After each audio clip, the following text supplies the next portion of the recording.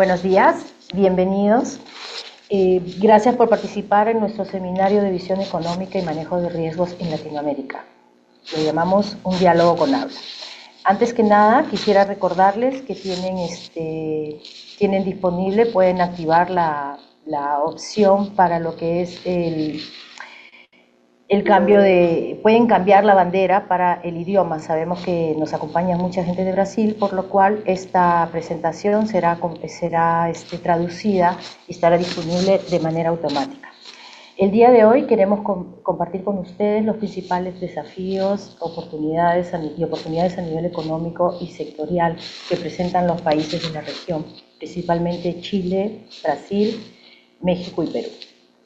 Durante las exposiciones podrán dejar sus preguntas en el botón de la parte inferior de sus pantallas, que dice preguntas, e intentaremos poder responderlas todas al final de cada exposición. El día de hoy nos acompañan 3 expositores de larga trayectoria. Nos acompaña Paula Petit, que es nuestra directora corporativa de seguro de crédito en habla. Nos acompaña Enrique Quintana, director general editorial y vicepresidente del Financiero, y Pablo Seade, que es nuestro director corporativo de suscripción en seguro de crédito en habla. Quiero darles el pase a Paula Petit, quien nos dará la bienvenida.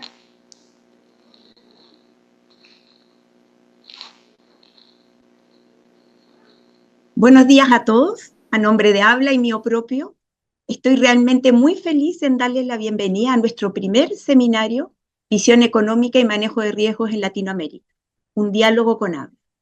Muchas gracias por su participación. Estoy muy feliz también porque para nosotros como colaboradores de Habla es un momento privilegiado tener la oportunidad de compartir con ustedes nuestra visión de asegurador con respecto a la economía regional. Sus retos y oportunidades, por un lado, y por otro, compartir con ustedes nuestros análisis sectoriales, junto obviamente con nuestros ilustres expositores, Enrique y Pablo. Momento privilegiado que espero les sea útil también, sobre todo observando la rapidez con la que evolucionan los riesgos países y sectoriales de la región, lo que dificulta para todos nosotros el ejercicio de predicción. A pesar de esta volatilidad, siempre surgen oportunidades.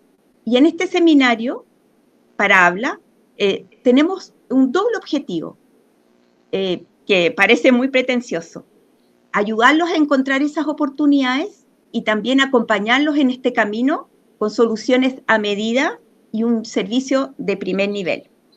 Bueno, ahora entremos en materia. Así es que de nuevo, bienvenidos y espero que disfruten. Muchas gracias, Paula. Ahora quiero presentarles a Enrique Quintana, contarles acerca de él. Él es vicepresidente y director general editorial de El Financiero. Participa en la conducción de los programas que se transmiten en El Financiero, Bloomberg TV. Y bueno, la revista Líderes lo incluyó en el 2023 por 7ª ocasión consecutiva como uno de los 300 mexicanos más influyentes. Él es licenciado en Economía por la UNAM y tiene estudios de maestría en la misma universidad. Bienvenido, Enrique.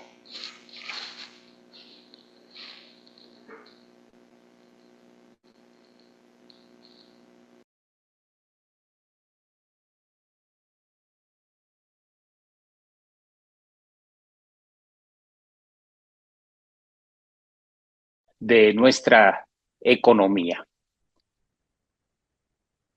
Creo que ya se puede ver correctamente en la pantalla. Déjenme caracterizar en primera instancia la situación global que tenemos en la economía. Quizás antes de esta semana había quien pudiese pensar que estábamos en un franco proceso de recuperación caracterizado por la estabilidad generalizada. Los procesos de control de inflación pues parecían tomar su curso. Sin embargo, lo que pasó el lunes en casi todos los mercados financieros a nivel global es solamente, permítanme decirlo así, la punta del iceberg. Tenemos una condición todavía de probable inestabilidad.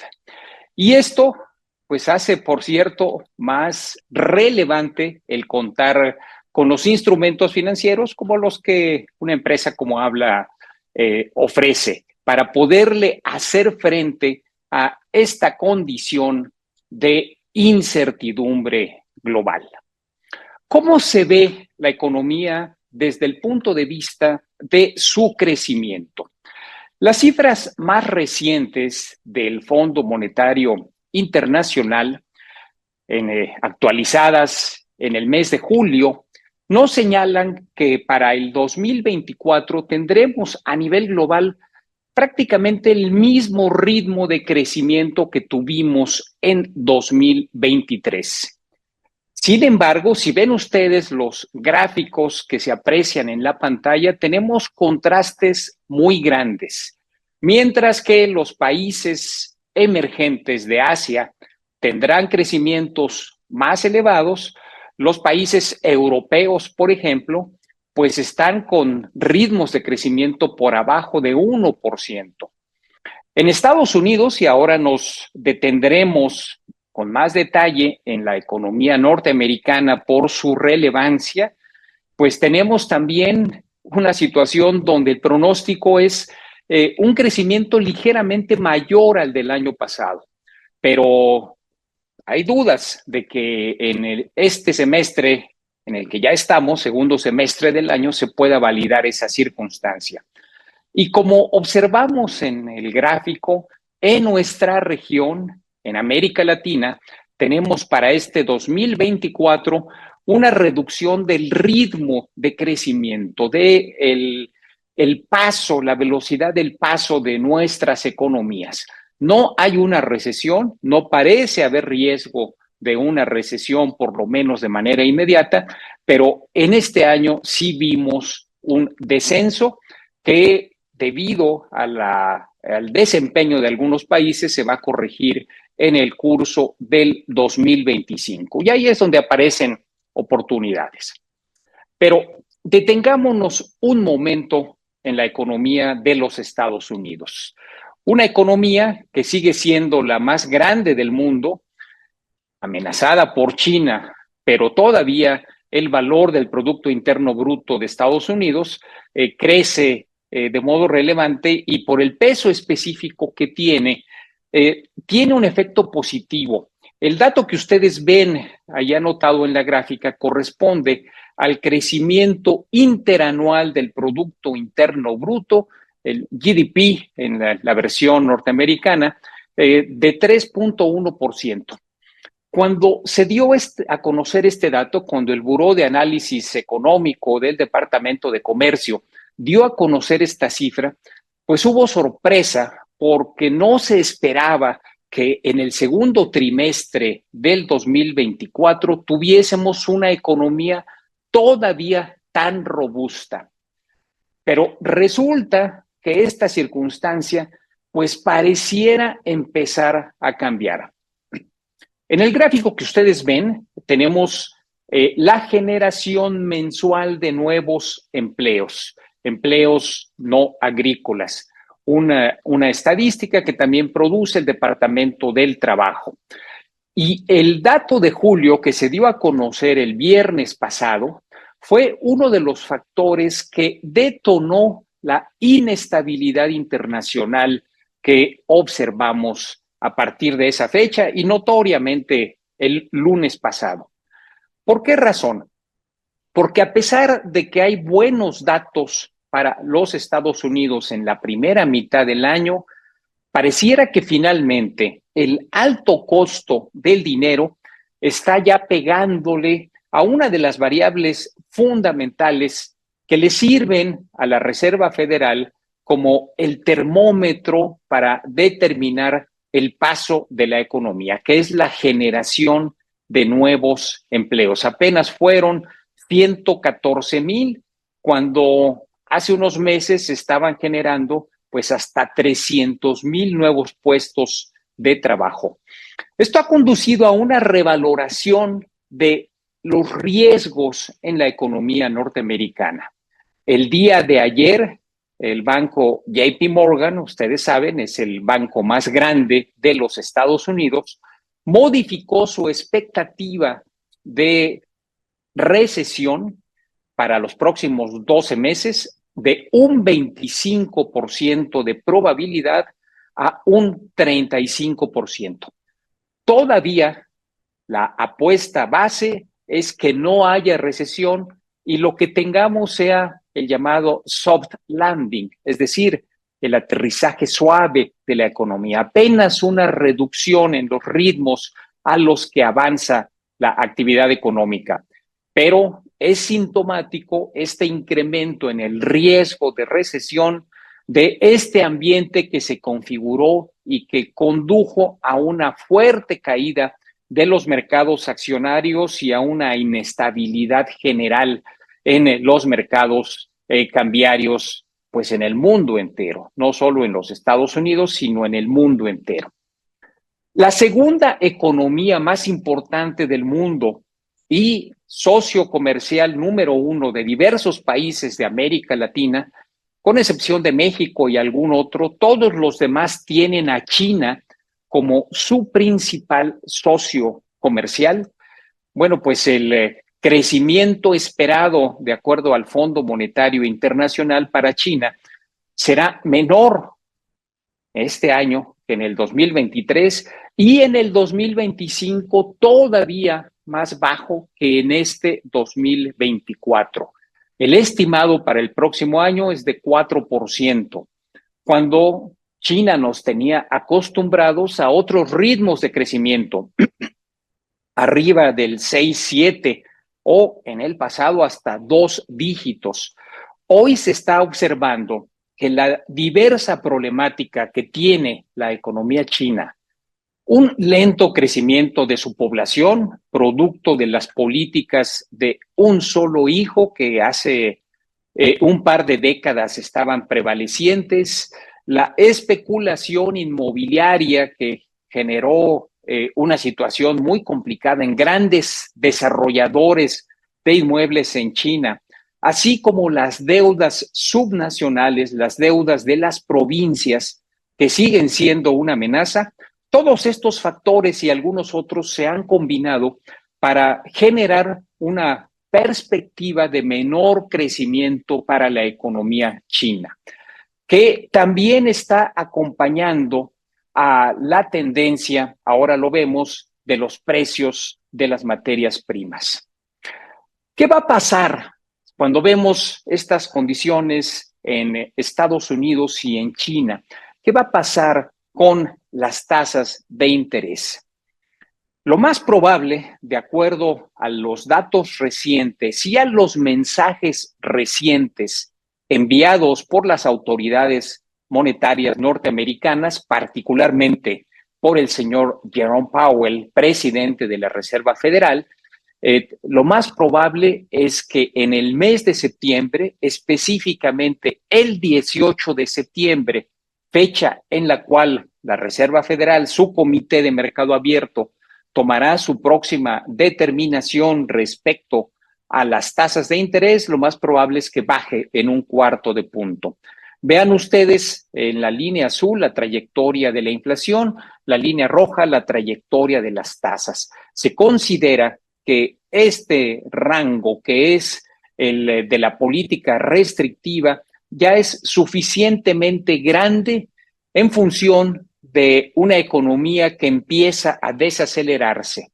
Y si no se toma pronto la determinación de bajar el costo del dinero, puede crecer el riesgo recesivo en los Estados Unidos. Así que para garantizar que tengamos un aterrizaje suave, la Reserva Federal lo más probable es que acelere este proceso de reducción del costo del dinero. Les decía, sin embargo, que un elemento fundamental para muchos de nuestros países en América Latina está teniendo un comportamiento amenazante. En el gráfico que ustedes ven, son los últimos 12 meses de un índice global de commodities que calcula Bloomberg. Y pueden observar que desde el mes de junio, cuando se llegó a un máximo, hemos visto una caída consistente en los precios de buena parte de las materias primas. Este índice incluye energía, metales industriales, metales preciosos, así como productos del sector rural. Y no se percibe que pueda haber una reversión de esta tendencia con el contexto de desaceleración de China, que es quizás el principal comprador global de materias primas, y también con la desaceleración de la economía norteamericana. Esto es muy relevante para países como Chile, Perú o Brasil, que siguen teniendo en la exportación de sus commodities, productos mineros y productos agropecuarios, pues uno de los elementos fundamentales para la dinamización de sus economías. Más tarde, Pablo va a detallar los sectores en los que hay que poner especial atención para detectar riesgos, pero también oportunidades. Vemos algunos casos que son muy importantes para nuestra región. Este es el precio internacional del cobre y ven ustedes igualmente este retroceso que lo vamos a ver en diferentes commodities desde el mes de junio hasta estos primeros días del mes de agosto. Este es el cobre, este es el precio de la soya, que aquí la tendencia a la baja viene de más tiempo, es más prolongada y tampoco se percibe posibilidad de una reversión, lo cual implica que países como Brasil, Argentina, grandes exportadores de soya a nivel global, pues van a tener una merma en los ingresos de divisas por este concepto. El precio del maíz, otro de los commodities de gran relevancia para la región, quizás el insumo más importante en múltiples industrias alimentarias, también tiene esta muy visible tendencia a la baja. Así que en este gran telón de fondo de los commodities, a pesar de que bajen las tasas de interés y tengamos un cambio de tono en el manejo de la política monetaria, lo más probable es que en nuestros países tengamos dificultades para poder mantener los ingresos de divisas asociados con la exportación de estos productos. El pronóstico del Banco Mundial para el año 2025, pueden ustedes verlo ahí en la pantalla, nos dice que la tendencia a la baja se va a extender. El índice general pasa de un pronóstico de cierre de este 2024 de 105, una caída de 2,5% respecto al 2023, a 101, otra caída de 3,5%. Pero lo más grave es que se acumulan descensos desde el año 2022, año en el cual vimos los picos en los precios de las materias primas y desde entonces lo que hemos percibido en energía, en agricultura, en productos alimenticios, en materiales derivados de la madera, fertilizantes, metales de diferente tipo, es esta visible tendencia a la baja, con excepción de los metales preciosos, donde el oro sigue siendo un refugio que algunos eligen en estos tiempos de incertidumbre como los tenemos en este momento. Así que este es un primer cuadro que quiero dejarles respecto al panorama de la economía global. Y ahora quiero detenerme en hacer una muy breve revisión de algunos de los países donde amablemente nos escuchan. Y comienzo con el país del que soy originario, que es de México. El ciclo económico de México, medido por el Instituto de Estadística, el INEGI, es el que ustedes ven en la pantalla. Ven claramente el desplome profundo que tuvo la economía mexicana durante la pandemia. Fue junto con Perú, en el caso de nuestros países, de las economías que más padeció los efectos de la pandemia. En buena medida, este hecho derivó de la falta de políticas activas por parte del gobierno mexicano para poder hacerle frente a estos efectos. Y luego tenemos un rebote muy importante que empieza a terminar. La última fase, en los primeros meses de este año 2024, ya tenemos un cambio en la dirección del ciclo económico en México. Y se aprecia en estos pronósticos que mes con mes el Banco Central, el Banco de México, presenta, recogiendo la opinión del consenso de cerca de 35 empresas de análisis económico, bancos y otros intermediarios. La barra oscura corresponde a la más reciente encuesta, la del mes de junio, donde ven ustedes el descenso. Para el segundo trimestre de este 2024 se espera un crecimiento del Producto Interno Bruto de 2.16. Bajará en el tercer trimestre, sube un poco en el cuarto trimestre y luego tiene una visible tendencia a la baja durante el 2025. Recordemos que en el caso de México, el último trimestre del 24 y el 2025 corresponderán al primer año de la nueva administración. Tuvimos elecciones generales en México y el 1 de octubre llega un nuevo gobierno. Tradicionalmente en el país, los cambios en las administraciones traen consigo una reducción en el ritmo de crecimiento de la economía, lo que veremos última parte de este año y sobre todo 2025. Como otros países, las autoridades, tanto fiscales, financieras como monetarias, tienen el reto de cambiar el ciclo de la inflación. Lamentablemente en México la inflación no se ha controlado. Hace apenas unos minutos el INEGI, el Instituto de Estadística, dio a conocer la cifra del mes de julio y está en alrededor del 5.6%. Hoy, dentro de unos minutos, dentro de un rato, a la 1:00 p.m, el Banco de México dará a conocer su decisión respecto a qué va a pasar con las tasas de interés.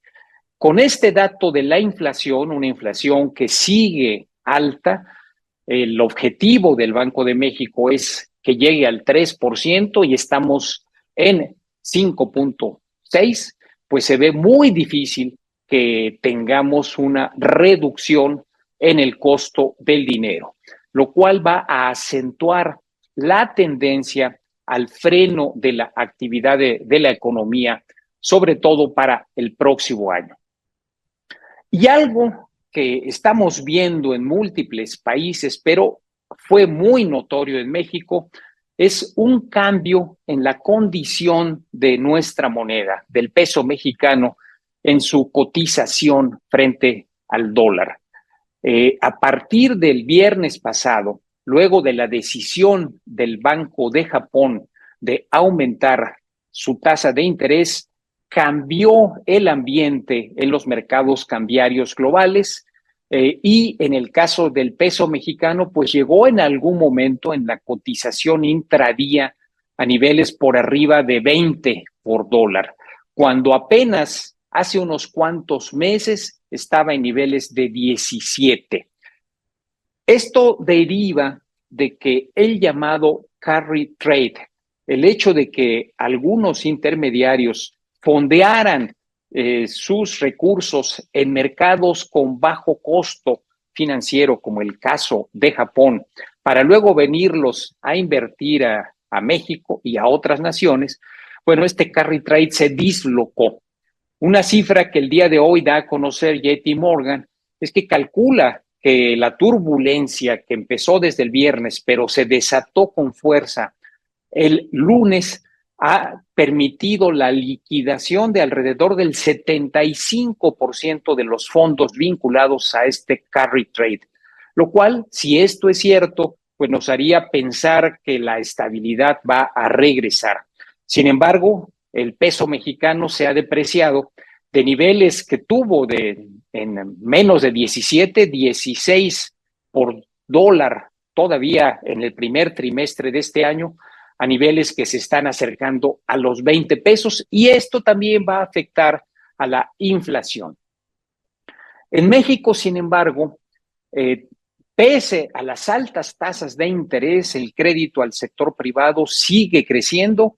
Esta línea que ustedes ven son las tasas reales de crecimiento del crédito al sector privado, un mercado que tiene una parte muy importante de informalidad que requiere bancarizarse y que, pese a la condición difícil de los mercados financieros, se está viendo esta circunstancia. Sin embargo, en una condición de freno económico como el que ya tenemos en México, lo más probable es que estas tasas se reduzcan y que el riesgo crediticio aumente, es decir, el riesgo de impagos vamos a verlo crecer en nuestro país, lo cual, por cierto, genera dudas y le da más relevancia a todos los productos vinculados con el seguro del crédito.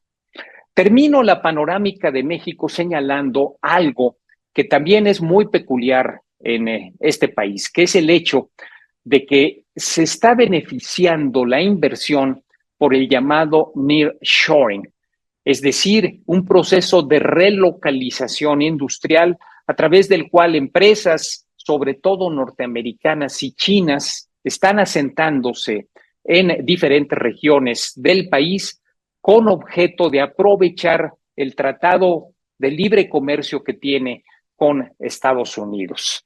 Esto es muy relevante y esto también es susceptible de ser afectado por el proceso electoral que tendremos en Estados Unidos en caso de que, por ejemplo, el partido que gane decida renegociar las condiciones del tratado. Donald Trump ya lo ha señalado, aunque él mismo firmó el tratado, eventualmente buscaría más proteccionismo para Estados Unidos, pero también Kamala Harris, la virtual candidata demócrata, hay que recordar, ella cuando estuvo en el Senado votó en contra de la firma del tratado. Así que una oportunidad que tiene México, este nearshoring muy relevante, pero con riesgos en los Estados Unidos. Esto que vemos es la visión general que tiene la OCDE. A mi juicio, está demasiado optimista. El consenso en el país es que el crecimiento para este 2024 sea inferior al 2% y más cercano al 1,5%. Y para el 2025 probablemente por abajo del 1,5%, quizás en un nivel de alrededor del 1%. Sin embargo, es la visión general que la Organización para el Comercio y el Desarrollo Económico, la OCDE, tiene respecto a nuestro país, con retos enormes como el problema de la falta de electricidad. México tiene un monopolio eléctrico que ha impedido que se desarrolle una provisión creciente, sobre todo de energía renovable, limitaciones de infraestructura, una empresa petrolera que es la más endeudada del mundo y ahora adicionalmente con el cambio de gobierno una reforma judicial que hace generar dudas respecto a la independencia del Poder Judicial. Dejamos a México y déjenme hablarles un poco de Chile. En esta perspectiva, la economía chilena para este año tendrá una recuperación respecto al nivel de crecimiento que tuvo en el 2023.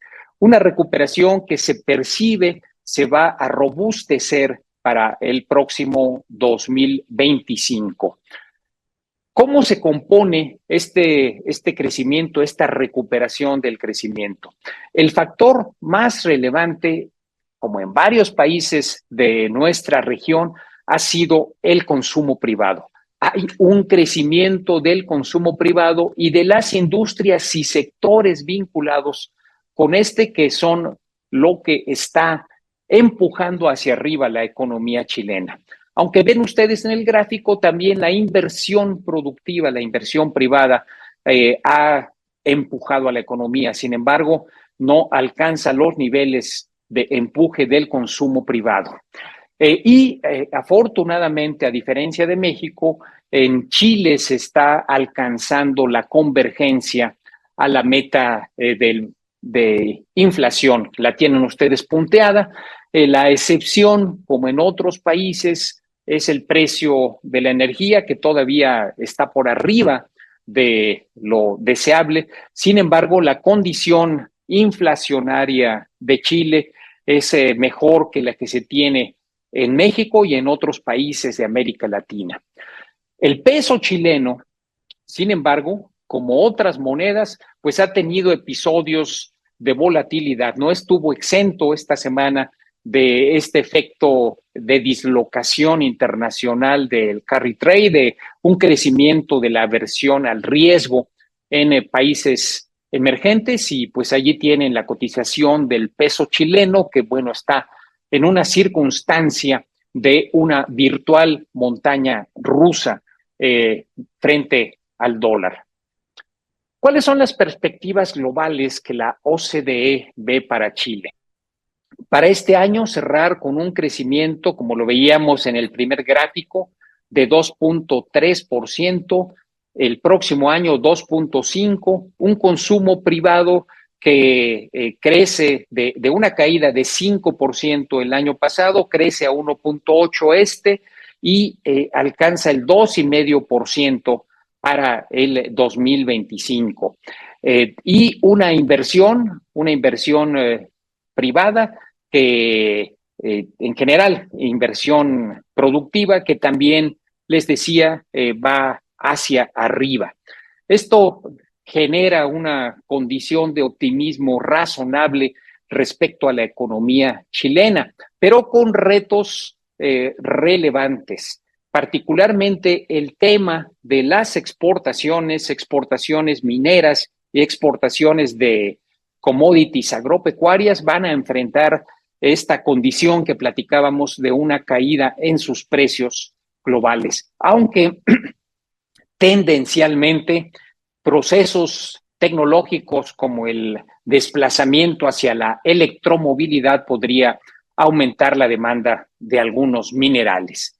Así que una economía que está funcionando bien, con retos que todavía tienen que resolverse. También no dejo de mencionar la carga regulatoria que existe.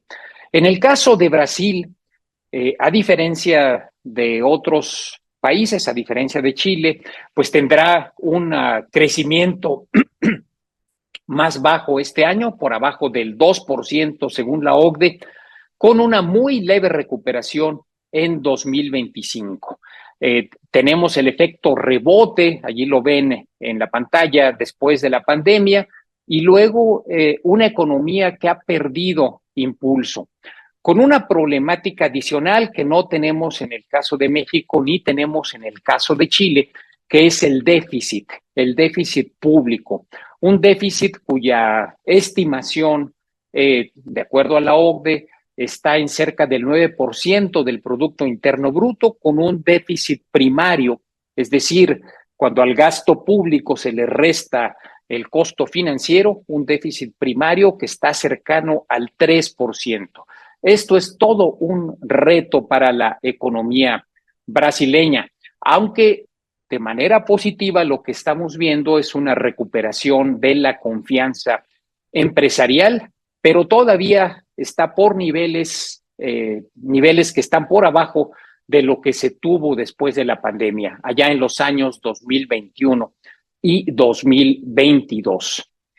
Como otras monedas de nuestra región, el real brasileño también ha sido objeto de una importante depreciación. De hecho, entre las monedas de países emergentes es la más depreciada a nivel global. Ven ustedes esta trayectoria desde el año 2023, cuando estaba la cotización en 4.80 reales por $1 a niveles pues ya de 5.70 en los últimos días. Aquí tienen el cuadro global de la economía brasileña de acuerdo a la OCDE, con estas tasas de crecimiento de 1.9 para este año, 2.1 para el próximo, que se encuentran por abajo de los promedios que tuvimos en los años anteriores y con este déficit público, pues que está representando todo un reto, específicamente el del gobierno general de 6% en este año y en el próximo. Ajustarlo será todo un reto. Brasil también, como gran exportador de materias primas, igualmente que Chile, pues confronta esta circunstancia de un mercado global que eventualmente va a contraerse. Como otras naciones, Brasil tiene un mercado interno robusto que ha sido base del crecimiento, sobre todo en la parte del consumo. Hubo una reforma al IVA que también eventualmente va a permitir aliviar algo de las presiones sobre las finanzas públicas, políticas que podrían también contener el proceso de deforestación. Sin embargo, pues todavía retos, como los mencionamos, débil demanda externa y presiones en materia fiscal. En el caso de Perú, pues también tenemos una recuperación en el crecimiento, pero estamos distantes de los niveles previos. Tienen ustedes allí los datos del 24 y el 25 proyectados por la OCDE, donde observamos pues tasas que están abajo del 3%. Una inflación que, como en otros países, también está afortunadamente convergiendo a la banda fijada por el Banco Central, con una confianza empresarial que va para arriba, pero que todavía no está en los niveles que permitirían una recuperación sostenida de la economía peruana. Y el sol peruano, pues ustedes lo ven en estos meses, desde agosto del 2023 a la fecha, estos 2 años han sido de tremendos altibajos en la cotización de la moneda peruana, con una situación, como ustedes allí lo ven, de crecimiento que si bien va para arriba, 2.3 este año, 2.8 estimado para el 2025, todavía está muy por abajo de lo que sería factible y deseable en estas economías, con retos, sobre todo en el ámbito de la gobernabilidad. Uno de los factores que le ha pegado a Perú es la persistencia de la falta de gobernabilidad, aunque se ha sosegado, se ha contenido esta situación, todavía tiene este reto como algo relevante, lo mismo que una situación más presionada en sus finanzas públicas. ¿Cuál es la visión general para América Latina? Y con esto concluyo para dar espacio a sus preguntas. Bueno, tenemos, como veíamos en el primer gráfico, con las proyecciones del FMI, estas con las proyecciones de la OCDE, un ritmo de crecimiento para nuestra región que todavía está apenas en el 2% o proyectado para el próximo año ligeramente por arriba del 2%. Una de las más bajas a nivel global si nos comparamos con otras regiones del mundo. Y aunque hay una tendencia a la estabilización de la inflación y hay posibilidades de que los bancos centrales de nuestros países bajen próximamente las tasas o continúen con esta tendencia a la baja de las tasas, todavía estamos lejos del crecimiento deseable. Sectores, hay varios que ofrecen oportunidades. Recuerden que en condiciones de crisis es quizás cuando hay las mejores oportunidades. En condiciones de tendencias financieras como las que estamos viendo, riesgos crediticios, también hay muy buenas oportunidades, tanto para asegurar el flujo de efectivo como para encontrar activos que puedan tener rentabilidad en el largo plazo de modo importante. Persisten los riesgos asociados al enfrentamiento entre China y Estados Unidos. No es descartable que Estados Unidos aplique aranceles adicionales a productos chinos y que esto eventualmente pueda generar una reducción del comercio internacional. Si las economías más grandes del mundo frenan y siguen enfrentadas, pues será imposible prácticamente que ningún país logre salvarse de los efectos negativos que esto tendrá, aunque insisto, en el caso de México, por ejemplo, aranceles a productos chinos le dan una oportunidad de exportación adicional a México al mercado norteamericano. Y desde luego, algo que en todos los países se necesita es una mayor confianza del sector privado y un fortalecimiento institucional. Lamentablemente, en varios países, México no estaba en esta condición, pero el resultado electoral lo ha puesto en ella. Enfrenta una circunstancia en donde hay dudas respecto a la fortaleza de las instituciones como el Poder Judicial o el Poder Legislativo. Así que múltiples retos, pero oportunidades también. No me resta sino desearles muy buena suerte en todos sus proyectos y estoy a sus órdenes para escuchar sus preguntas y comentarios.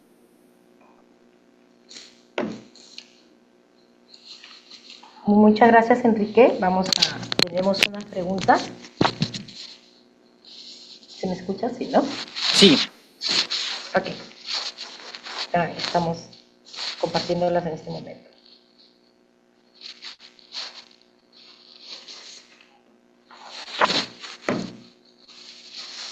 Ok.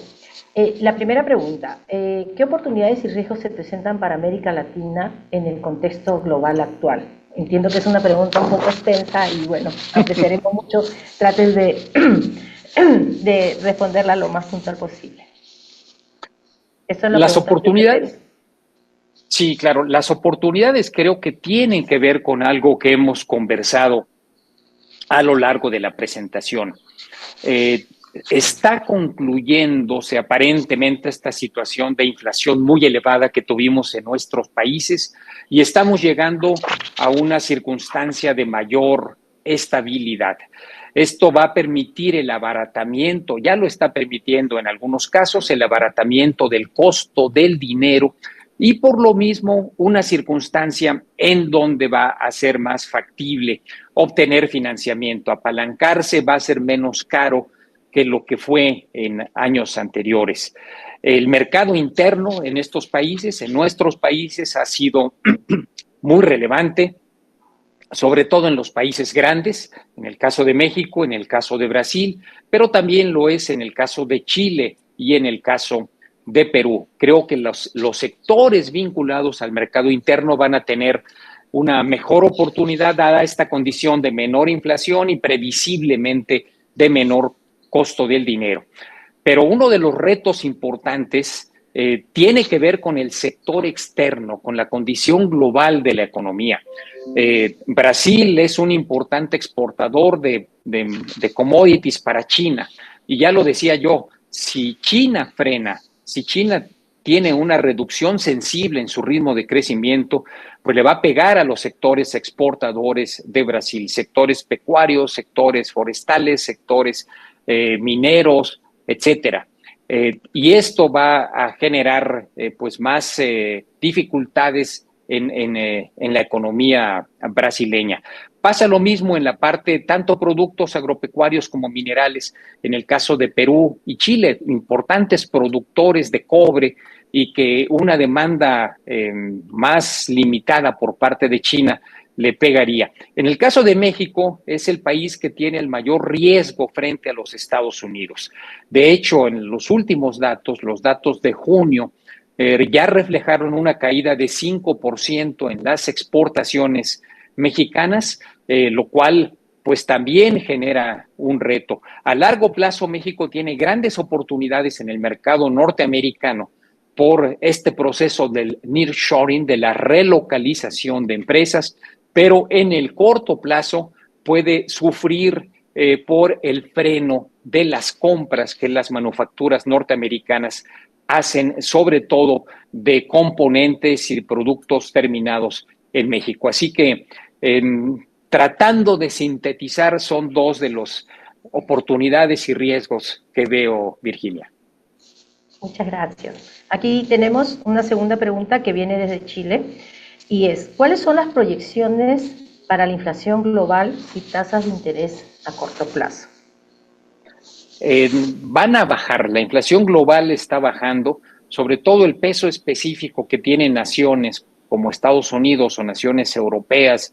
En Estados Unidos observamos ya ritmos de inflación de cerca del 2%, de modo que hay muchas diferencias entre los países, pero claramente podemos percibir que a nivel global sí tenemos una tendencia muy clara a la baja en el ritmo de inflación, que es sustento para un abaratamiento del costo del dinero. Decía yo en mi exposición que el 18 de septiembre la Reserva Federal casi con seguridad, salvo que tengamos alguna sorpresa en el camino, bajará finalmente su tasa objetivo en 1/4 de punto para dejarla en un rango de 4,75 a 5%. Y los pronósticos para este año indican al menos otra baja, o algunos ven incluso 2 bajas adicionales si la inflación siguiera con este curso. En el caso del Banco Central Europeo, observamos hace unos días una baja también de su tasa de referencia, en parte también por una condición de freno económico y un control de la inflación. Quizás la excepción a esta regla haya sido Japón y por eso la dislocación que se presentó en los mercados internacionales. La semana pasada aumentó sorpresivamente su tasa de interés, que está en niveles bajísimos, está en 0,15, pero después de muchos años de estar prácticamente en cero, este incremento ha propiciado este movimiento especulativo global.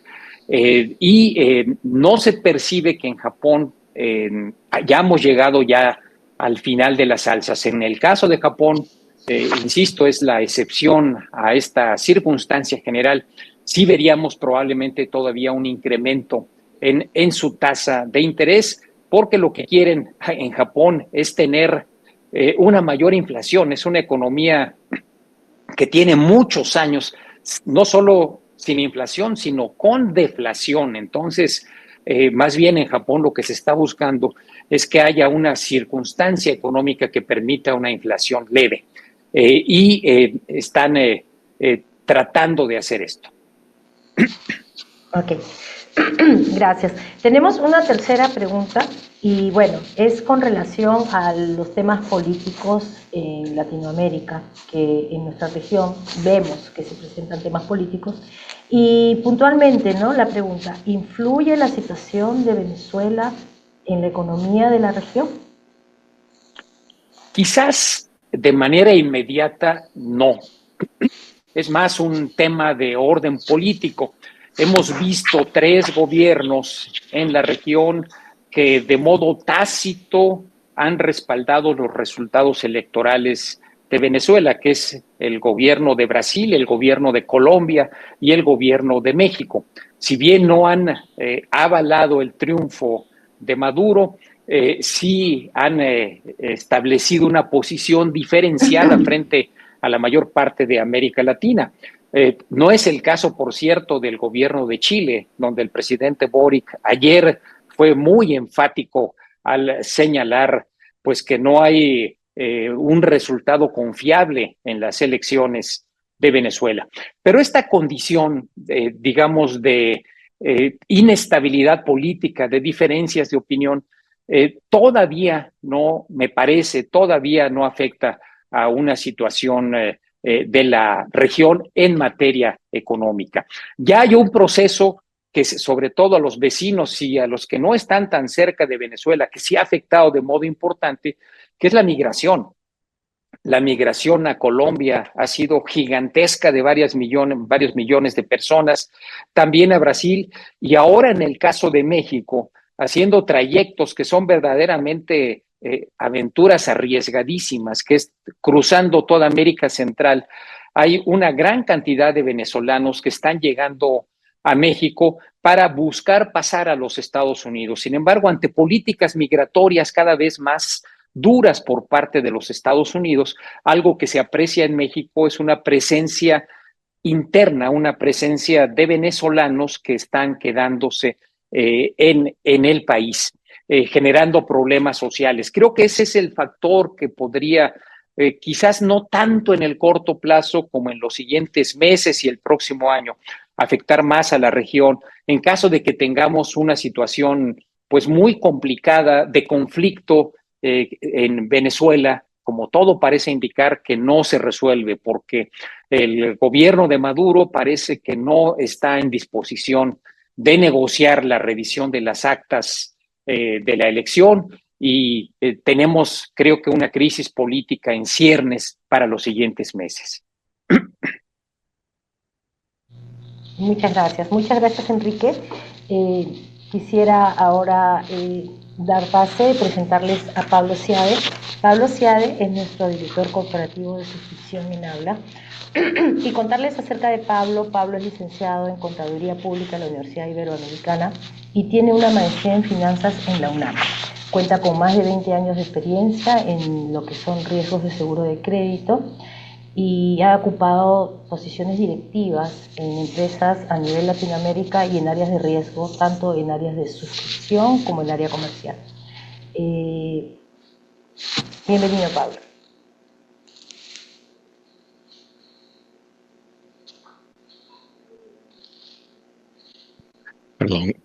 Perdón, gracias. Buen día. Buen día. ¿Se escucha? Buenos días, Pablo. Sí, se te escucha, Pablo. Ok, bueno. Vamos a empezar a hablar un poco sobre cuáles serían nuestros factores a evaluar que necesitamos tener para tomar en cuenta en el sentido de cuál es el desempeño que van a tener ciertos sectores dadas las características de la economía, ¿no? Entonces, para tener una visión clara de los riesgos sectoriales, existen varios factores que debemos tomar en cuenta y entender, como son, entre otros, los ciclos económicos, conflictos geopolíticos, eventos internos, externos, cambios climáticos e inflación, climas de negocios, desempeño financiero y comercial, entre otros. Todos estos factores afectan el desempeño de las economías y el clima para hacer negocios. Y estos, a su vez, a los sectores productivos, y en estos se encuentran las empresas que pueden ser beneficiadas o afectadas en su desempeño sobre sus generaciones de flujo de efectivo y capacidad de pago. ¿Por qué es esencial evaluar los principales sectores productivos en su estructura? Bueno, para saber cuál va a ser el desempeño y tener las herramientas adecuadas para mitigar el riesgo y garantizar el pago. Y ahí es a donde el seguro de crédito toma importancia como un jugador crucial en el comercio B2B. Vamos a tocar un poco en lo que es el tema de la presentación. Analizaremos un poco rápido los escenarios internacionales de Estados Unidos, la zona euro, China y de América Latina, Brasil, Chile, México y Perú. No vamos a ahondar mucho ya que Enrique nos hizo una clara visión de lo que es el mundo y el panorama que se tiene. Pero bueno, ¿qué tenemos en Estados Unidos? Bueno, en la gráfica superior izquierda muestra el ritmo de crecimiento que se mantiene para el 2020, para el primer Q del 24. En la gráfica superior derecha vemos que es la inflación. Es aún más persistente y esta debería de ceder dado el menor crecimiento económico esperado junto con un mercado laboral menos dinámico. Los índices de manufactura y servicios muestran un debilitamiento, la confianza del consumidor muestra una corrección a la baja. Y si a esto le sumamos los malos resultados del mercado laboral mostrados la semana pasada y hoy que se reflejaron en esta semana el lunes, se intensifican los temores de una posible recesión. Aunque miembros de la Fed recientemente anunciaron que ellos actuarían haciendo todo lo posible para arreglar cualquier deterioro en la economía de Estados Unidos, resaltando que hasta el momento el país no parece entrar en recesión. Lo que ya se comentó es que ante este escenario, la Reserva Federal es altamente probable que reanude los recortes de tasa en el tercer Q y, como dijo Enrique, para ser precisos, en septiembre. ¿Cómo tenemos la zona euro? Bueno, en la zona euro el crecimiento se ha estancado, mientras que la inflación muestra una detección transitoria en su proceso de normalización. El Banco Central Europeo recortó la tasa de interés en junio y se espera un recorte en su próxima reunión de septiembre. Pasando un poco a lo que es China, aquí se estabiliza o vemos cómo se está estabilizando en niveles del 5% el crecimiento, junto con una inflación prácticamente nula y perspectivas de los índices que no dan señales de una probable reaceleración. Para China, el crecimiento futuro dependerá de los planes de estímulos, de la demanda interna y del shadow banking que pudiera llegar a tener. Entrando un poco ya en lo que es materia para nuestros países, ¿qué podemos esperar para América Latina? Se espera un crecimiento regional inferior al 2% para el 2024, ligeramente menor al que se tenía en el 2023, que era del 2.1 y por debajo de lo que es el promedio mundial del 2.4.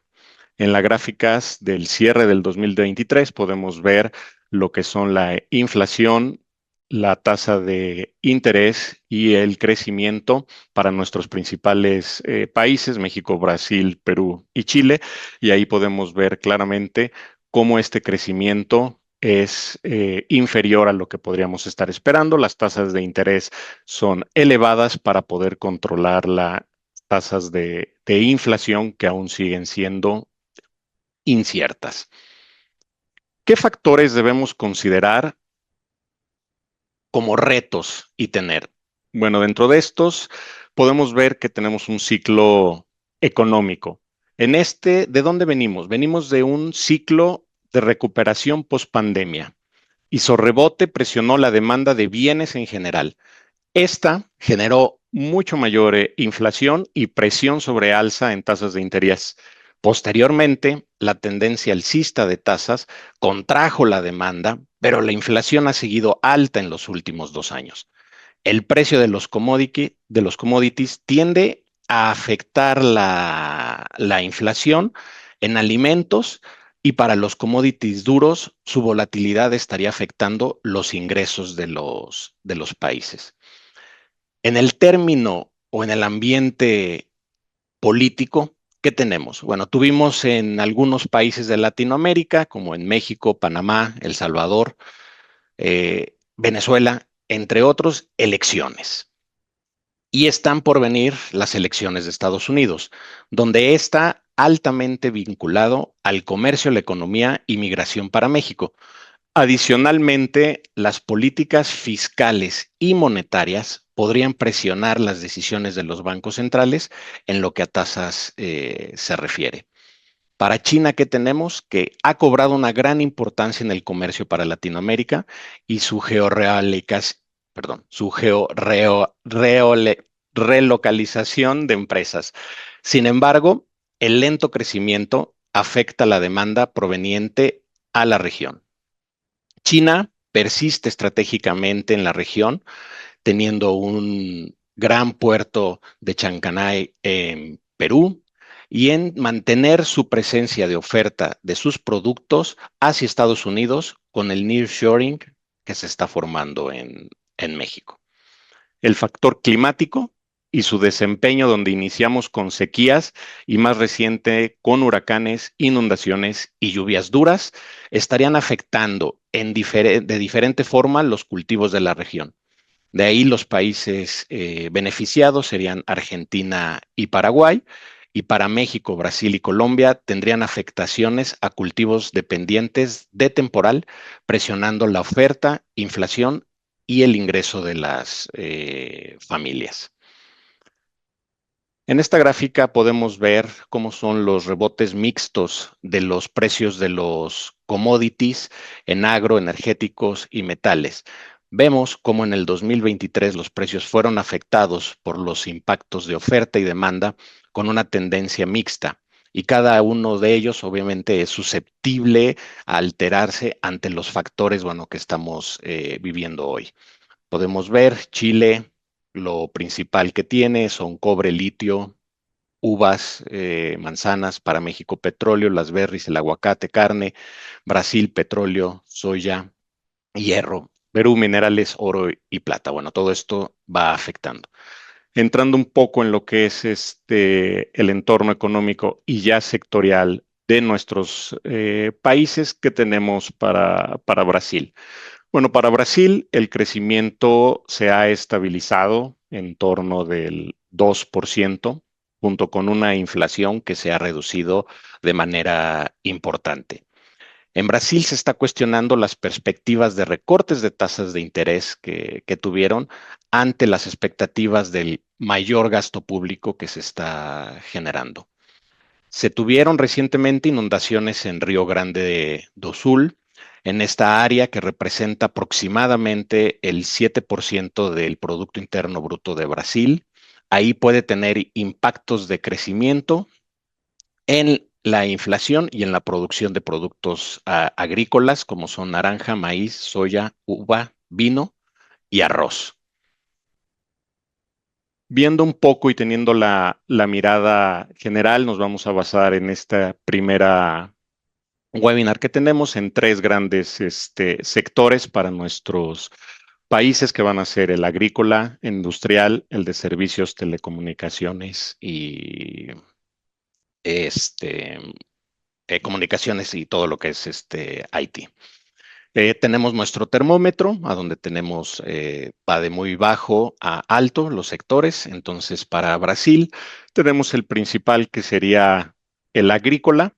En vemos que es un sector intensivo en capital de trabajo, aporta el 24% del Producto Interno Bruto, emplea al 10% de la población, sus exportaciones representan el 20%, tuvieron ahorita la afectación climática y económica de Río Grande do Sul. ¿Cuáles son de las fortalezas que llegan a tener? Son amplios recursos naturales y diversificada. Es el mayor productor mundial de café, caña de azúcar, naranjas. Es uno de los mayores productores mundiales de soya, con bosques que llegan a cubrir el 50% del país. Lo hace el cuarto exportador mundial de madera y líder en ganado. ¿Cuáles podrían ser los retos y oportunidades que podría tener este sector? Bueno, la tragedia de Río do Sul podría tener impacto en al menos tres frentes de la economía brasileña. Uno, el del crecimiento del PIB en un menos 0.2%, ya que la región afectada representa el 70% de la producción del arroz, el 15% de carne y soya y el 4% de maíz. Tendrá esto también afectación en las cuentas públicas, alrededor de 467 millones de dólares. Esto por la nueva infraestructura y la inversión que se tendrá que hacer en esta zona.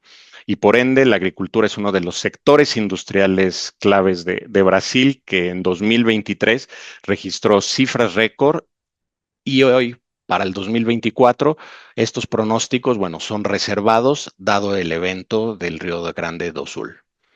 En el sector industrial, que lo tenemos catalogado como normal, en este tenor es un sector intensivo en gasto de activos, aporta el 20% del Producto Interno Bruto, emplea al 21% de la población, es el segundo exportador mundial de hierro y noveno productor mundial de acero, con 32 millones de toneladas. Y de los principales productores mundiales en aluminio, carbón y obviamente es una potencia petrolera.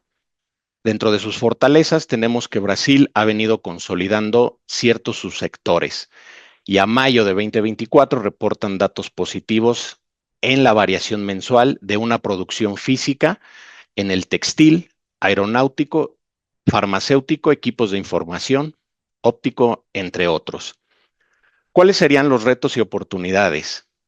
Bueno, por parte de la producción industrial, a mayo del 2024 tuvo una variación mensual marginalmente negativa en todo lo que es el sector, alrededor del 0.9%, principalmente la industria manufacturera automotriz y de tabaco. Y estas y los sectores se vieron afectados por la disponibilidad de crédito, la industria automotriz, informática, electrónica y maquinaria. Para los servicios de telecomunicaciones, tenemos que son altamente intensivos en capital de trabajo y en gasto de activos. Aporta el 60% del Producto Interno Bruto, emplea el 70% de la población. En este tenor, las fortalezas del sector servicios son con previsiones de crecimiento positivo alrededor del 2.5%. El turismo discretamente se está convirtiendo en un segmento importante, ya que la recuperación estuvo impulsada principalmente por los servicios a la familia, la información, la comunicación y el transporte. Los retos y las oportunidades que se tienen, bueno, es que el Consejo Monetario Nacional, fijó un objetivo de inflación alrededor del 3% para 2024. Las medidas fiscales aplicadas por el gobierno en este tenor serán claves para los resultados de la economía brasileña.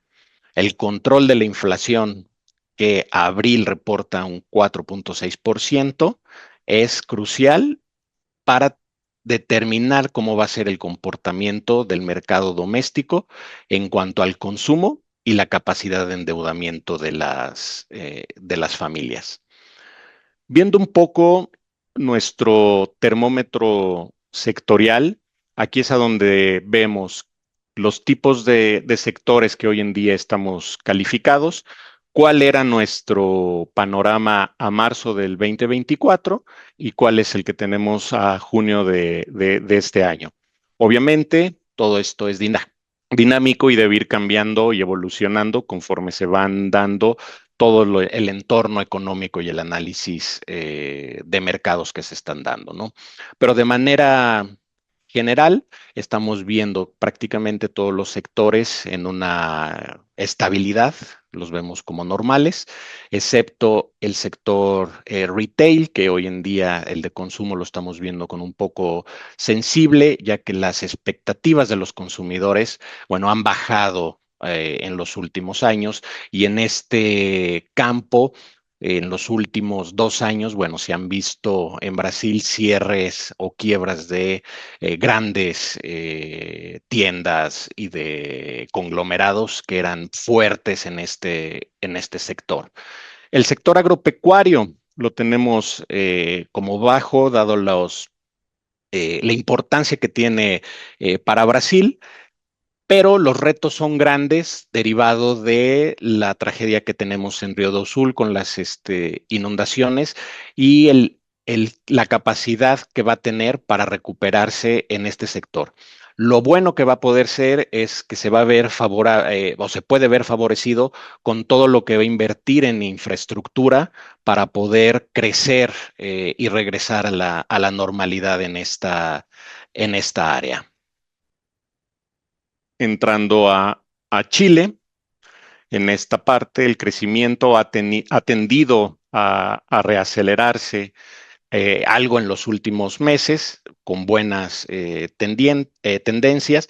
Esto principalmente viene o se da por los recortes que se ha tenido en las tasas de inflación, de interés. La inflación, por su parte, se va a demorar un poco para llegar a la convergencia. Se estimaría que al 2025 debido a los impactos que se pudieron ver en las tarifas eléctricas, ¿no? Eventualmente se pueden seguir dando, perdón, recortes por el Banco Central de Chile, pero se estima que este tendría a pausarse por un momento, ya que estamos entrando en una etapa de crecimiento con una inflación un poco más controlada.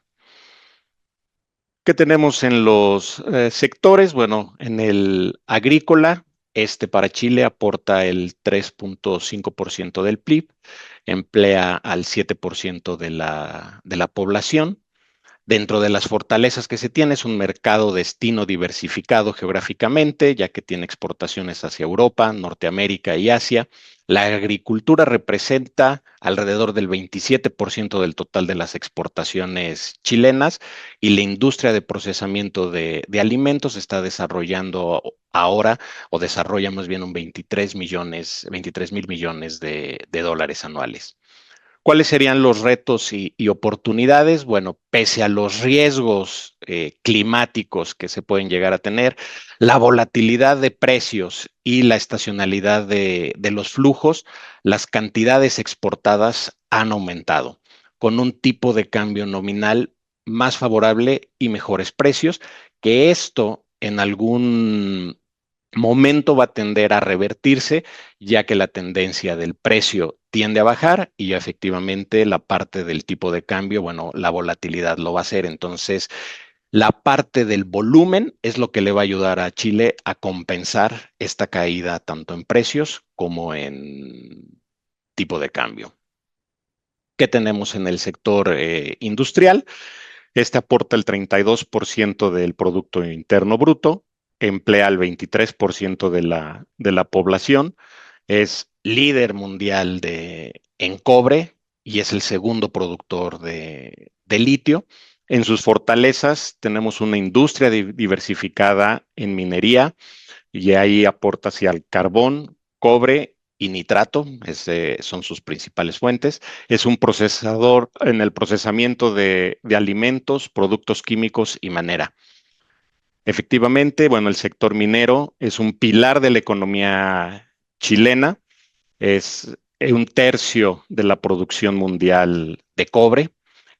En el término de litio, se firmó un acuerdo sin precedentes entre la gigante estatal Codelco y el gigante privado chileno de litio Xochicim, SQM, para aumentar significativamente la producción en el salar de Atacama. En esta parte, los retos y oportunidades son las baterías de sodio, están tomando una fuerza para competir con las de litio. Para potencializar el tema de litio aquí es necesario incorporar, bueno, capital, tecnología y agregar un valor al suministro. Adicionalmente, no hay que descartar, bueno, la demanda en factores como la demanda que puede llegar a tener China, el empuje de la descarbonización mundial, el auge de sectores eléctricos para la producción tanto de autos y energías limpias y obviamente el cobre seguirá siendo un metal clave para tener y en todo lo que es la tendencia en las industrias mundiales. Dentro de los servicios, tenemos que para Chile aporta el 54% del Producto Interno Bruto, emplea al 70% de la población. Dentro de las fortalezas, bueno, este sector mantiene un crecimiento constante, reforzado por el rápido desarrollo de la tecnología de información, la comunicación y empresas fintech y de servicios financieros con expansión regional. Para esto habla, bueno, es un ejemplo de lo que estamos viviendo, ¿no? Es una empresa chilena que se ha expandido hacia la región. No obstante, los sectores tradicionales siguen presentando un crecimiento, como son el turismo, el comercio minorista y las telecomunicaciones. ¿Qué retos y oportunidades tiene? Bueno, uno es contener la inflación, que esa debe de ser el objetivo cercana al 4%, y tener un crecimiento positivo pero prudente cercano al 2%. Para el sector retail hay que dar un seguimiento cercano, dado los hábitos de consumo, y el índice mensual de actividad económica minero ha presentado un incremento marginal, pero ya en 12 meses. Esto ya cambió ha ido cambiando la tendencia. ¿Qué tenemos en nuestros sectores y en nuestro índice de riesgo, de termómetro de ellos? Bueno, aquí tenemos algo un poco más diversificado a la que podría ser Brasil, dado el tamaño y la economía. En la parte de la construcción, inmobiliario, bueno, lo tenemos entre sensible y alto. Ya que hay mucha demanda, más bien hay mucha oferta, poca demanda, las tasas actuales no ayudan a la obtención de crédito, entonces en esta parte hay un estancamiento. En el sector retail, aquí preocupa lo que es la evolución y desempeño de los consumidores, dado la baja en el poder adquisitivo. Lo mismo se marca para automóviles, a donde no es un bien primordial, no es necesario su compra inmediata. Se ve con un riesgo o el sector alto de tener cuidado. Los de supermercados lo vemos en el sector normal, dada la tendencia y de los bienes básicos que se tienen que comprar. Estos están experimentando correcciones normales. Si comparamos mismas tiendas de años contra años anteriores, pero a nivel poblacional se ve que el consumo sigue manteniéndose.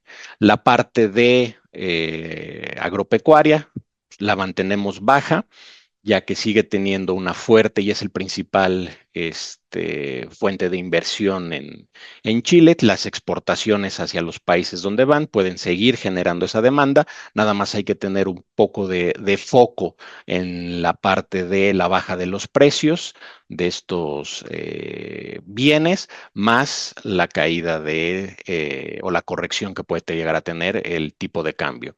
En la parte de agropecuarios, el de salmón, tenemos ahí riesgos latentes, ya que están los riesgos sanitarios. Algunas compañías tuvieron sobreproducciones, demandas y han tenido multas por las autoridades, haciendo que reduzcan la producción.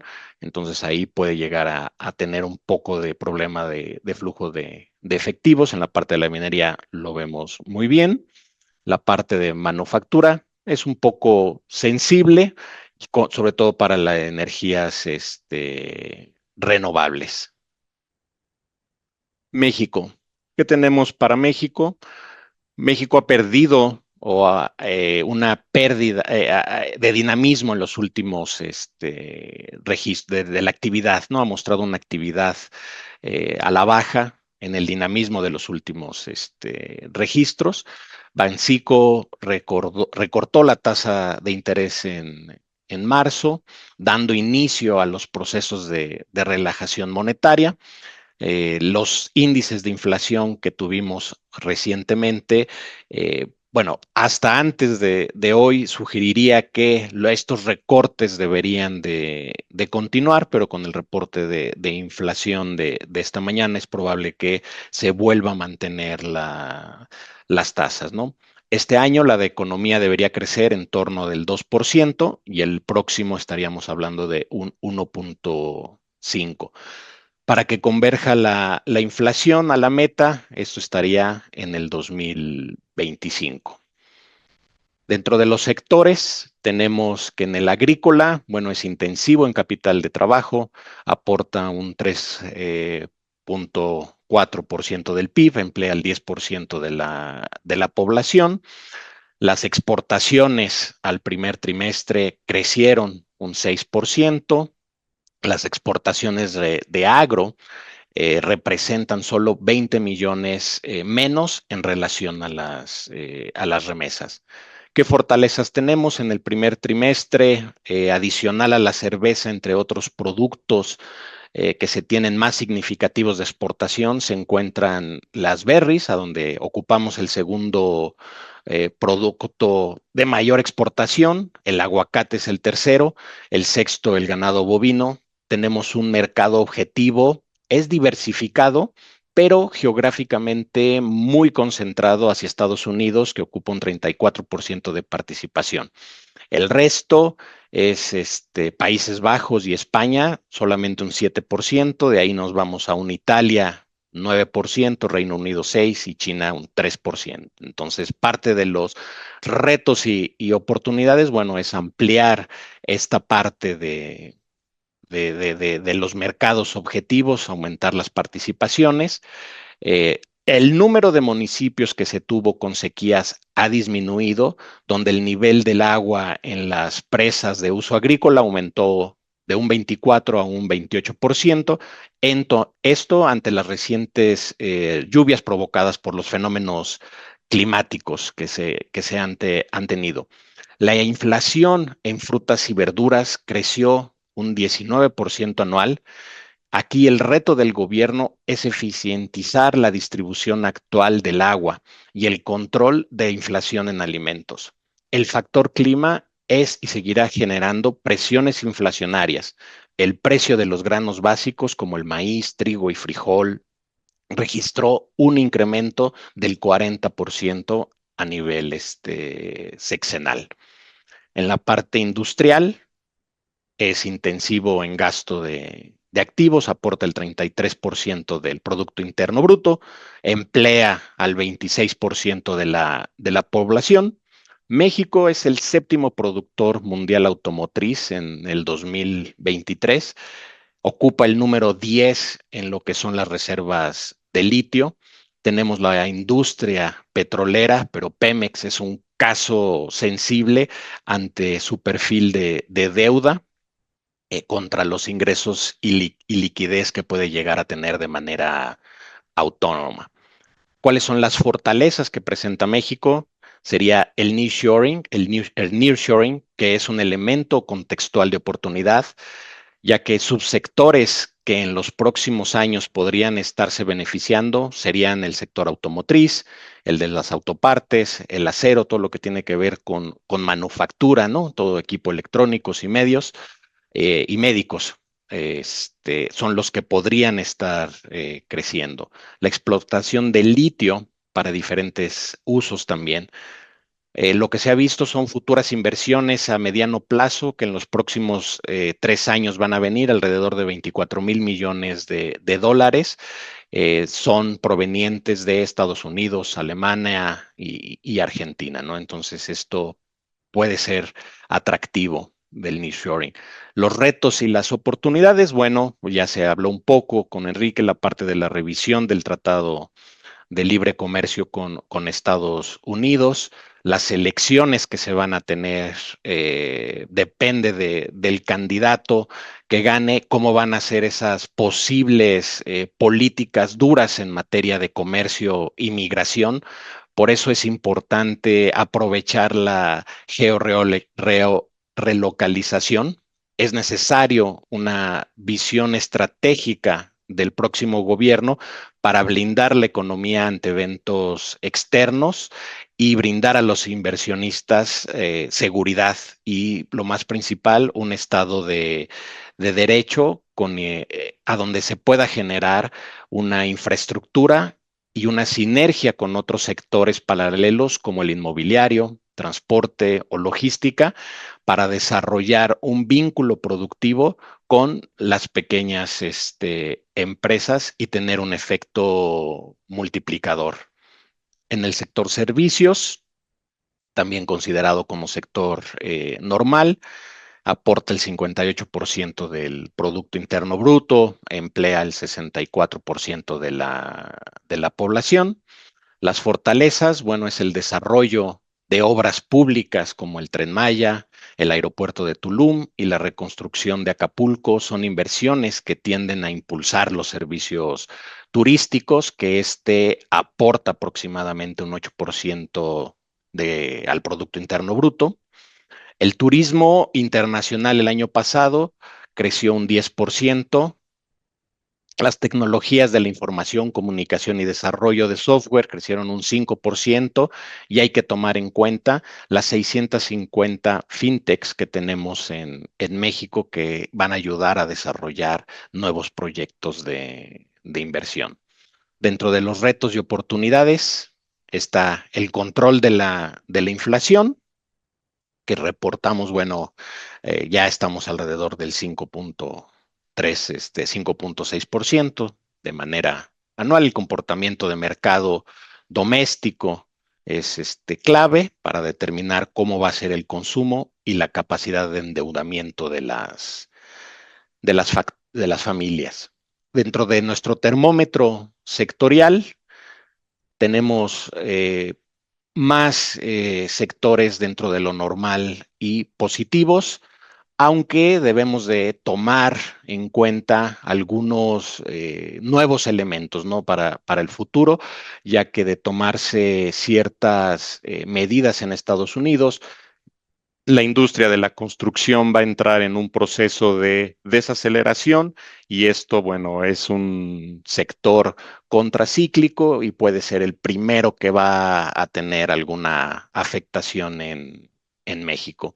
El sector retail lo seguimos viendo de manera positiva, el consumo es alto a pesar de las tasas que se tienen. Hoy en día el endeudamiento que se está teniendo por parte de los hogares está creciendo. A la larga, como se mencionó, va a ser un riesgo en la probabilidad en los riesgos de impago que van a crecer, pero hoy en día está bajo cierto dinamismo en el consumo. La parte de agropecuarios, cereales, frutas, no lo vemos de manera riesgosa. Aquí lo que tenemos es a donde las exportaciones han mantenido todo un desempeño positivo. Donde sí se ve en el sector de hidrocarburos, vemos un riesgo alto. Esto ha sido, bueno, obviamente por la disminución y la capacidad de producir, procesar todo lo que vendría siendo los hidrocarburos. Por la parte de manufactura de automóviles, se tendría que esperar cómo va a ser el desempeño en Estados Unidos para ver cuál sería la tendencia, si va a ser hacia la alza o a la baja. Entrando a Perú, en este término, la economía peruana se ha estancado, pero la reducción en la inflación permite continuar el proceso de recortes de tasas de interés. El crecimiento para el 24 y para el 25 debería cerrar en torno de los 2.5%. El tipo de cambio real depreciado favorece al sector de la exportador y se ha movido en línea con el tipo de cambio nominal. Los sectores, en este caso, si tenemos un poco más sensible a la agrícola, que es intensivo en el capital de trabajo prácticamente en todos, ¿verdad? Aporta el 7% del Producto Interno Bruto, emplea al 25% de la población, es líder mundial de exportación de uvas y arándanos.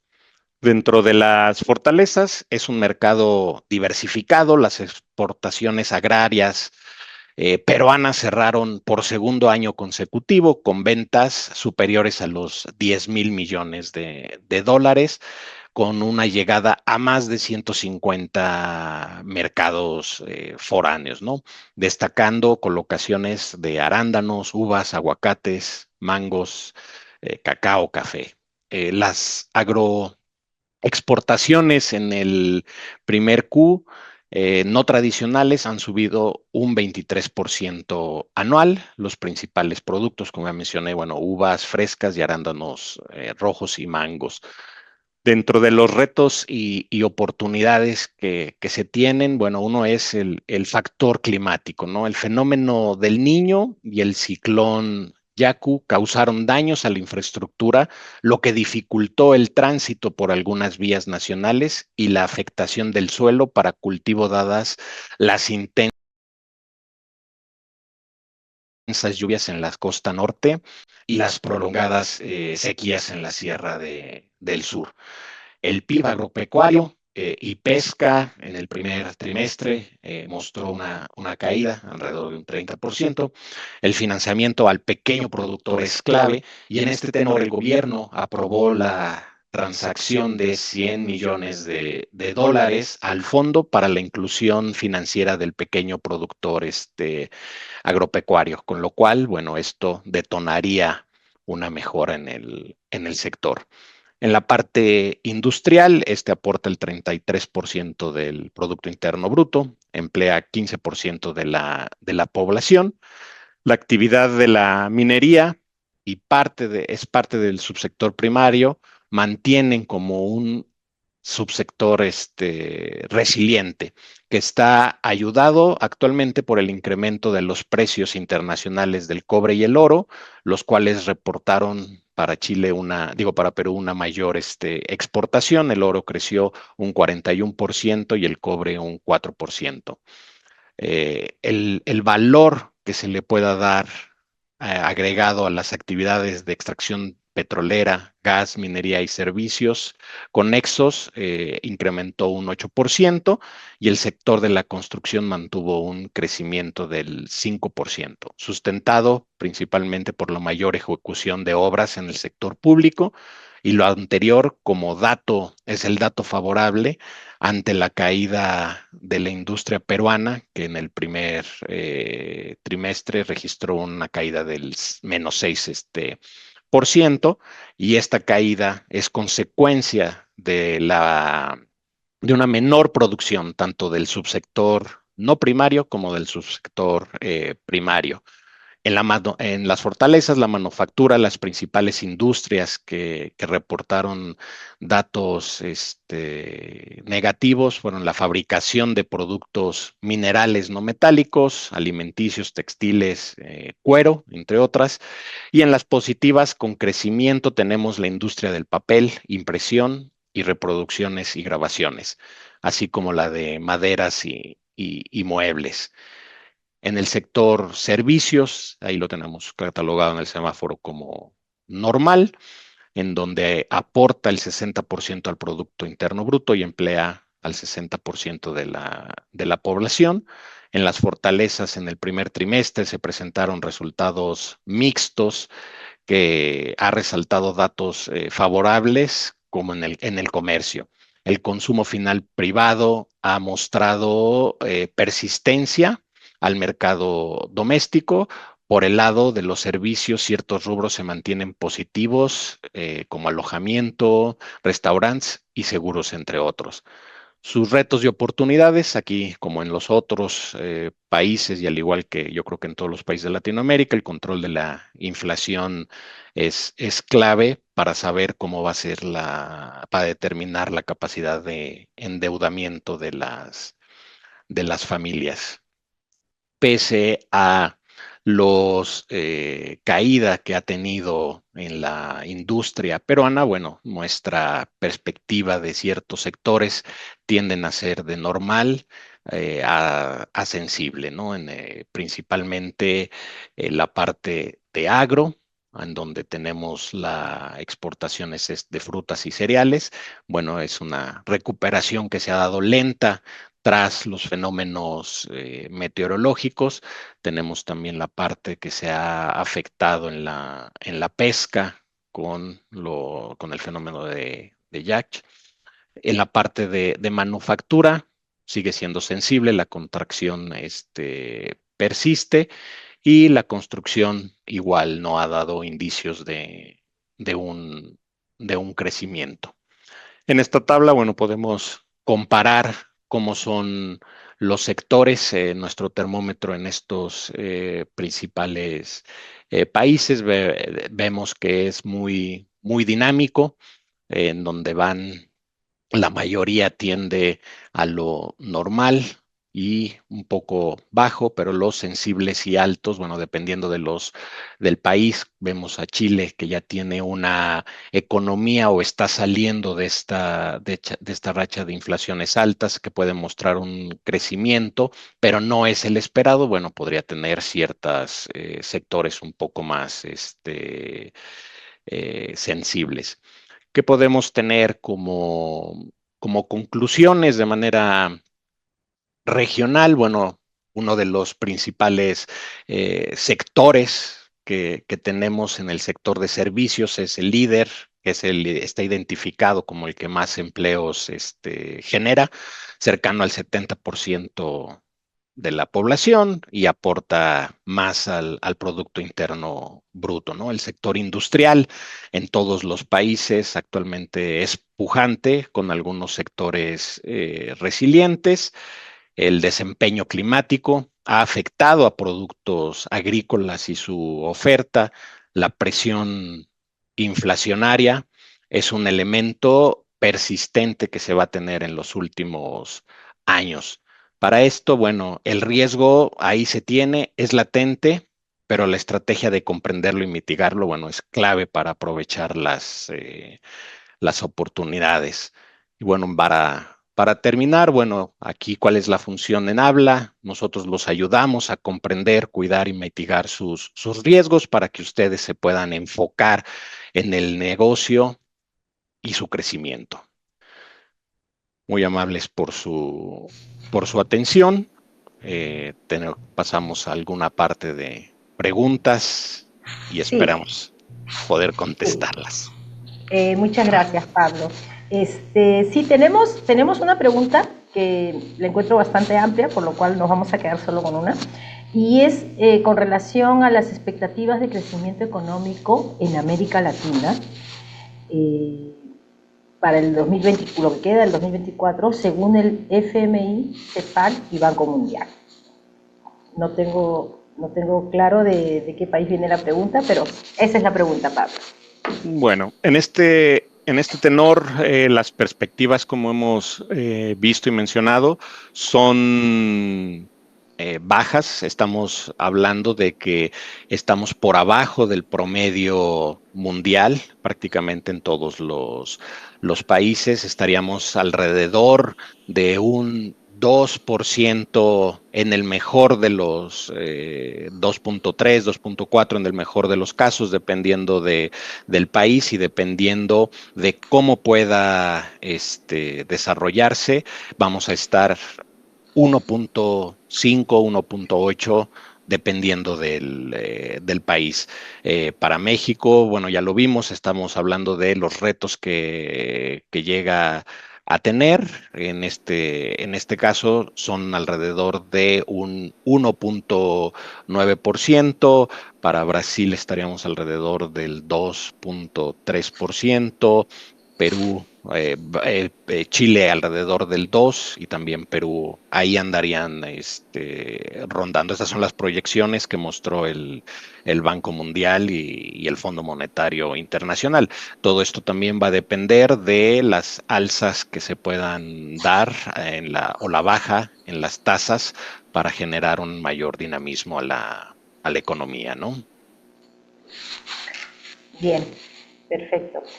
Muchas gracias, Pablo. Muchas gracias, Enrique. Paula, agradecerles por compartir con ustedes esta información súper importante. Y finalmente, agradecerles a todos por su tiempo y nos volvemos a ver muy pronto. Muchas gracias.